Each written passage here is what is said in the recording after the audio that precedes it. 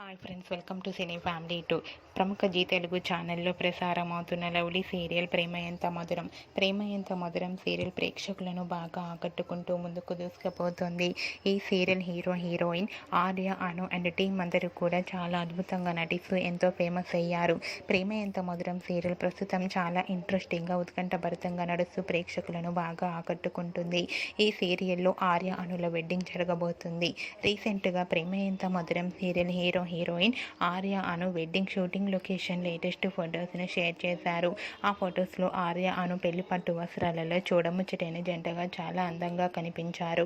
ఆ ఫొటోస్ చూసిన వారంతా eagerly waiting this latest episode అంటూ కామెంట్స్ పెడుతున్నారు.